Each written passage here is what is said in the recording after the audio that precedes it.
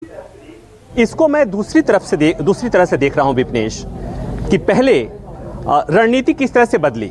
पहले दिल्ली जाना था, दिल्ली नहीं जाने दिया गया किसानों को, तो जहां रोका गया वहीं बैठ गए थे। उसके बाद बातचीत का दौर शुरू हुआ, लगा कि बातचीत से ही बातचीत निकल जाएगी, समाधान निकल जाएगी, नहीं निकल रहा है, सरकार ध्यान नहीं दे रही है, तो सरकार को चोट देना है। दूसरी बात, एक और बात कहूं कि आज ये भले ही संयुक्त किसान मोर्चा ने कल जो ऐलान किया है, उसके पहले गुरनाम सिंह चौधरी जो किसान नेता हैं, वो तो बार बार कहते रहे हैं कि इस पार्टी को, बीजेपी को चोट देनी है, तो वो पहले से कहते रहे। जो कल ऐलान हुआ है वो नया ऐलान नहीं है, ये बात और है कि संयुक्त किसान मोर्चा के मन से हुआ है। तो मतलब ये कि जो सरकार नहीं सुन रही है उसको कैसे सुनाना है, जब तक दबाव नहीं बनाया जाएगा तब तक।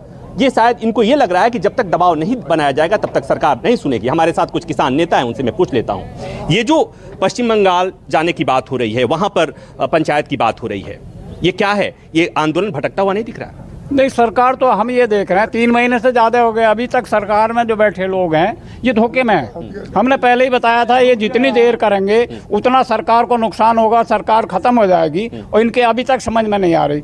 अब ये सोच रहे हैं कि बॉर्डर पे किसान कम है, ऐसा नहीं है। किसान जो है अब पूरे देश के कोने कोने में, हर प्रदेश में हमारा किसान जाग गया है। किसी भी कोने में चले जाओ, किसी प्रदेश में चले जाओ, आज हर किसान यही आवाज़ लगाता मिलेगा कि तीनों कानून वापस लो और एमएसपी कानून बनाओ। इसके अलावा किसान को कोई बात याद नहीं है। और ये पहले जो बात हो रही थी कि ये जो आंदोलन है अराजनैतिक है, लेकिन जब ये कहा जाए कि वोट नहीं देना है किसी पार्टी को, तब तो ये राजनीतिक हुआ ना। राजनीतिक कहाँ हो रहा है? राजनीतिक तो जो जहाँ जिसके उसमें उसे जाना पड़ेगा। हमें सारे देश में वोट वो करना, अपना आंदोलन बढ़ाना। जी बीजेपी सारे देश को एक होना चाह रही, किसान भी तो एक उसमें जाएगा। उसमें पश्चिम बंगाल हो, हम वहाँ भी जाएंगे, इब हर जगह जाएंगे।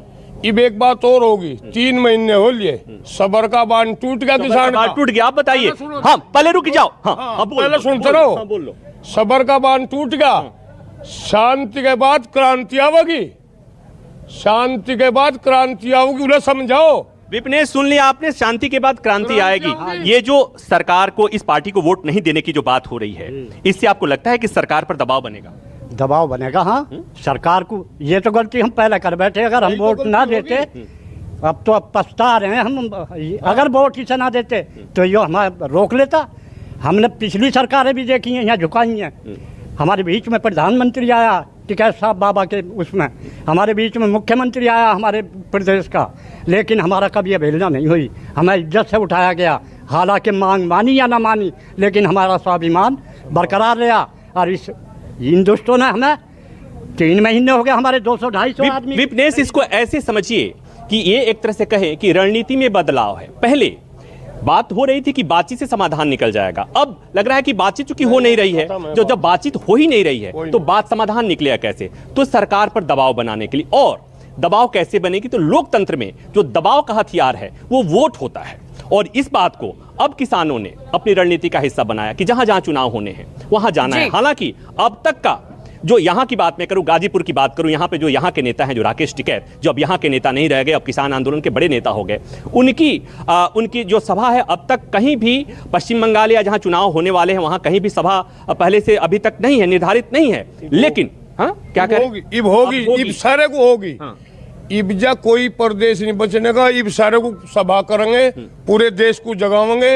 हमने एक गलती और कर दी, एक की सरकार आ गई, हम सरकार ही सबकी चाहती, ये भी बहुत बड़ी गलती हुई। हमारे तक पूर्ण बहुमत की सरकार आ रही, अगर यह 10 जगह रहते ही और एक ने एक मार दो यहाँ खड़ा पाता, ये बहुत बड़ी गलती होगी किसान पर। खोल लेनी चाहिए। जहां हमारी 1-1, 2-2 लाख के किसानों की पंचायतें हो रही हैं, क्या वो कोई किसान इन्हें वोट देने की बात करेगा?